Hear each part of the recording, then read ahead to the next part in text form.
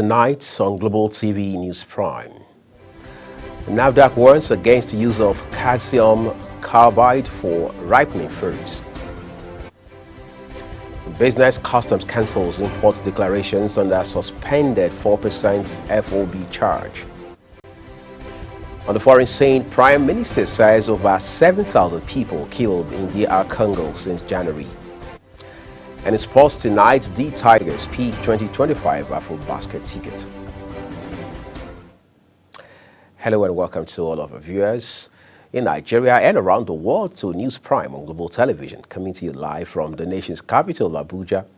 I'm Uyi Agumofwegbe, reminding our viewers that Global TV is on DSTV channel 365 and free to air on Nightcomsat devices to keep track of our broadcasts 2/7.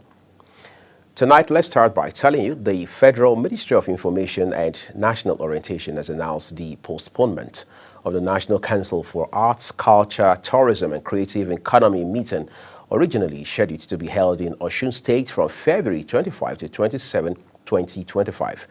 The decision comes in response to heightened political tensions in the state following the local government crisis. Minister of Information and National Orientation, Mohammed Idris, communicated this decision through an internal memo that was addressed to state commissioners, directors of ministries, departments and agencies, heads of departments, units, as well as key shareholders. In a different development, chairmen elected on the platform of the All Progressives Congress in the 15 October 2022 Osun local government election have returned to their council secretariats amidst tight security. A heavy security presence was said to have been noticed across major roads in the state, with armed police operatives and Nigeria Security and Civil Defense Corps officers mounting roadblocks at the entrances to the secretariats.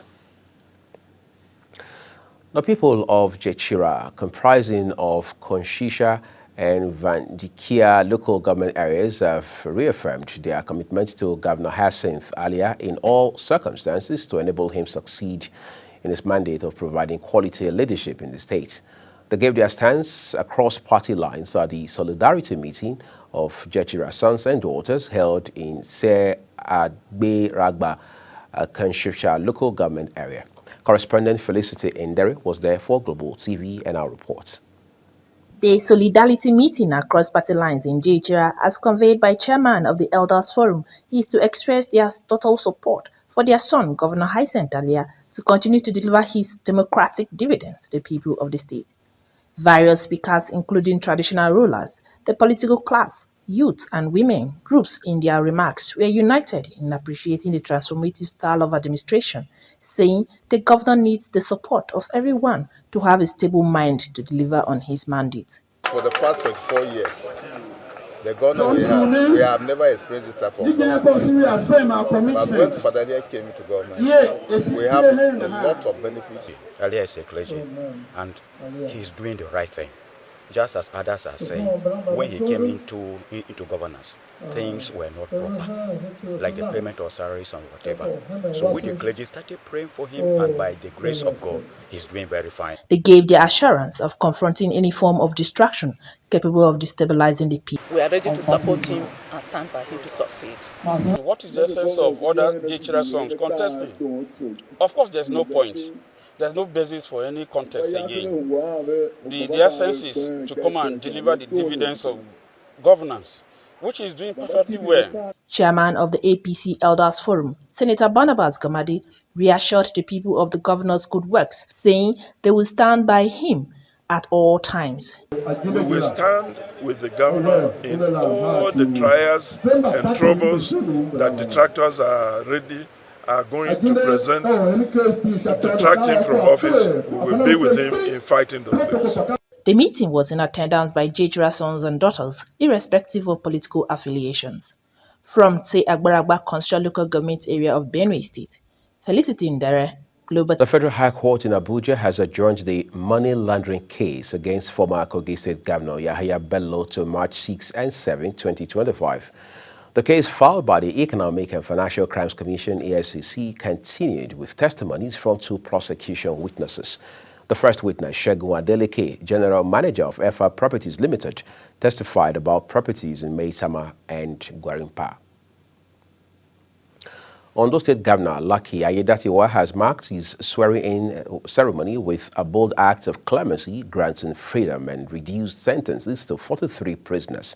Acting on the recommendations of the State's Advisory Council on the Prerogative of Mercy, the governor ordered the immediate release of 8 convicts, while 15 death row inmates had their sentences commuted to prison terms. Another 20 inmates serving life sentences were granted reduced jail terms. Chairman of the House of Representatives contractors handling road projects across the country, noting that substandard work will no longer be tolerated. Oseni, who represents Ibarakba East's Edo Federal Constituency, spoke during the Oyo Federal Roads Stakeholders Engagement in Ibadan, the state's capital. The lawmaker emphasized that poor quality work remains a major cause of road failures in Nigeria, stating that adherence to project specifications is critical to achieving durable road infrastructure. The National Agency for Food and Drug Administration and Control, NAFDAC, has warned fruit dealers and sellers against using calcium carbide in fruit ripening for commercial purposes. The warning was made by the agency's coordinator in Sokoto State, Abdusalam Lawal, during a public awareness campaign at a fruit markets in the state. Lawal urged fruit dealers and sellers to stop the dangerous practice, which he said was harmful, stressing that it poses serious risks to public health. This is Global Television. You're watching the live broadcast of News Prime with Uyi Agumofwebe. When the rest of the news returns tonight, Prime Minister says over 7,000 people killed in DR Congo since January. We have those details from the foreign scene as well as more stories from business and sports segments for you right after this break. Please do stay with us.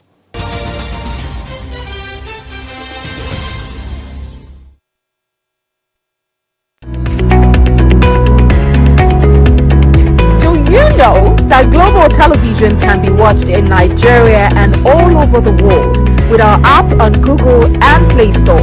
All you need to do is download Global TV Nigeria on your phone and watch all programs on Global Television. What are you waiting for? Start downloading and stay connected to Global Television.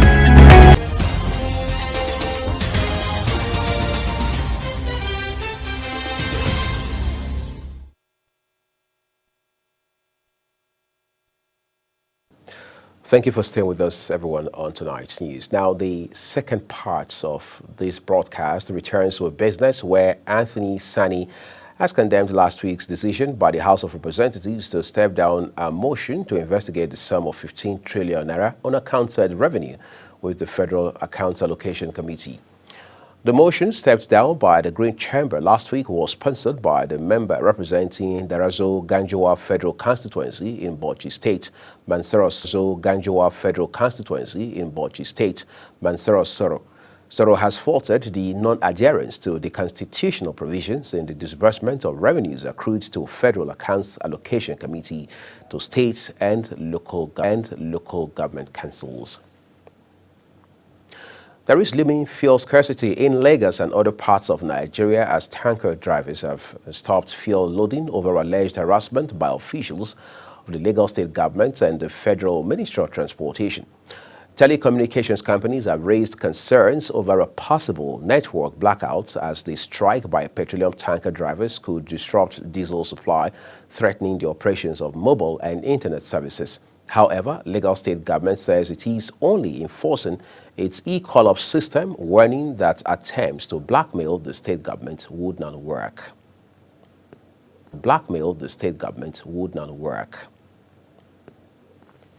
In the meantime, the Independent Petroleum Marketers Association of Nigeria, IPMAN Depot Chairman Forum, is threatening to shut down all retail outlets and suspend the lifting of products nationwide if their demands are not met. Our correspondent, Godwin Sunday, was there and now brings us details. At a press briefing held in Abuja, the Depot Chairman Forum of IPMAN expressed their frustration with the Nigerian Mainstream Downstream Petroleum Regulatory Authority, NMDPRA, over unpaid debts totaling 100 MDPRA, over unpaid debts totaling 100 billion naira. The forum's chairman, Yahya Hassan, stated that the debt dating back to 2024 had negative impact on their businesses. We are extremely frustrated that 1 year after our last demand as a forum, requesting the payment of over 100 billion owed our members in bridging and NTA claims by the Nigerian Midstream and Downstream Regulatory Authority, NMDPRA. The management of NMDPRA have deliberately ignored our request, even after making clear promises to pay us. The Ipman Depot's Chairman Forum is calling on President Bola Tinubu to intervene in the matter. I am Godwin Sunday, reporting for Global TV News. We appreciate you for your report tonight, Godwin. Following the earlier press release announcing the suspension of the 4% free on-board charge on imports, the Nigeria Customs Service says all import declarations made during the initial implementation period have been cancelled. The National Public Relations Officer of the service, Abdullahi Mewada, announced this in a statement. Mewada explained that the measure is necessary to ensure clarity, maintain consistency in customs operations, and prevent any disruptions in clearance processes.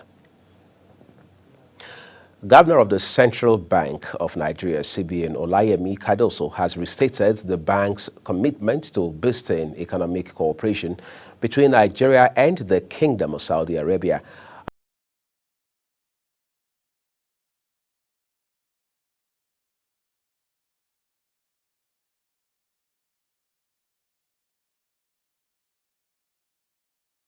A press statement from the regulatory bank says Cardoso stated this during a courtesy visit to the CBN headquarters by the Saudi Arabian ambassador to Nigeria, Faisal bin Ibrahim Al-Gamadi, and his delegation. The statement further noted that Cardoso emphasized the Apex Bank's dedication to fostering partnerships across key sectors.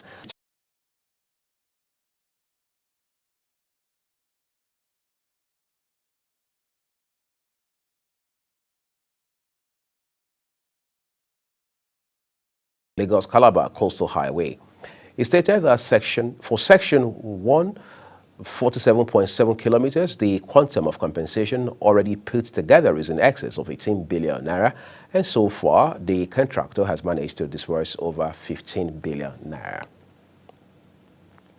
Some pension union executives have met with the executive secretary of the Pension Transitional Management Arrangement Directorate, Tolulokbe Odunaya, calling for stronger collaboration to boost the welfare of retirees. In a statement from Pension Transitional Arrangement Directorate, PTAD, it was stated that the representatives of pension unions include those from the Association of Retired Police Officers of Nigeria, the National Association of Retired Paramilitary Officers, and the Nigerian Union of Pensioners, all sectoral units and parastatals, who came to pay a courtesy call on the executive secretary at the directorate's headquarters in the nation's capital. Let's move things beyond Nigeria quickly now. An American Airlines flight traveling from JFK Airport to Delhi was forced to divert to Rome after a bomb threat was made on board. The flight, which had 199 passengers and 15 crew members, had been 2 hours from its destination when it was rerouted over the Central Asian country of Turkmenistan. Reports say the airline confirmed the diversion was due to a possible security issue. French President Emmanuel Macron will meet with his U.S. counterpart Donald Trump in Washington, saying he will present proposals for action to counter the Russian threat in Europe and ensure peace in Ukraine. Macron is hoping to persuade Trump when the two leaders meet on the 3rd anniversary of the war in Ukraine to include European leaders in talks between Russia and the United States. Trump sent shockwaves around Europe when he declared his readiness to resume diplomacy with Russian President Vladimir Putin and hold talks without involvement of European nations or Kiev. Pope Francis is said to be in a critical condition with pneumonia since he was hospitalized on February 14 and had a good night and was resting. Now, the Vatican says in the night that passed well, the Pope slept and is resting, and he said in a brief statement that the 88-year pontiff entered his 11th day at the Gemelli Hospital in Rome, making this the longest hospitalization of his papacy. The United States Agency for International Development, USAID, has placed no fewer than 1,600 employees worldwide on administrative leave.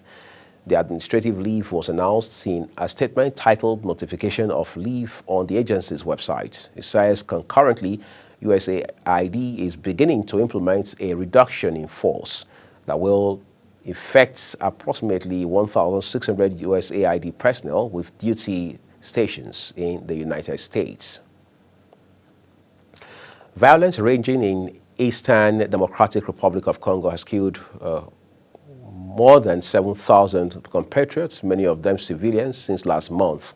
That's according to the Congolese premier. The Rwanda-backed M23 armed group has seized the large suites of the mineral-rich Eastern DRC, including the main cities of Goma and Bukavu, in the face of limited resistance from Congolese forces. Prime Minister Judith Suwima Tuluka told the United Nations Human Rights Council in Geneva that the security situation in Eastern DR Congo has reached alarming levels. Let's talk about sports for a second. Nigeria's male senior basketball team, the Tigers, have conquered the fear of missing out on this year's International Basketball International Federation Championship after they were declared qualified for the tournament before their last qualifying match against Cape Verde. The Tigers were built to face Group B leaders Cape Verde in their last game of the second phase of the qualifier, needing another win to boost their chances. The International Basketball Federation said regardless of how they finish the qualifiers, all the countries in Group B, which comprise leaders Cape Verde, Libya, Nigeria, and Uganda, will qualify for the tournaments in Angola. Former Liverpool defender Jamie Carragher has sparked controversy after dismissing the Africa Cup of Nations as not a major tournament while discussing Mohamed Salah's chances of winning the Ballon d'Or this year. Speaking after Liverpool's 2-0 victory over Manchester City on Sunday, Carragher suggested that Salah's nationality and Egypt's international record could hinder his chances of claiming football's most prestigious individual award. Super Eagles striker Victor Osimhen is preparing for the derby with Fenerbahce with a different motivation. The match at Rams Park Stadium promises an unforgettable battle for football fans, same for the red-yellow superstar who got angry after critics said En-Nesyri is better than him. It was learned that Osimhen told his close cycle they will see who is better in the derby.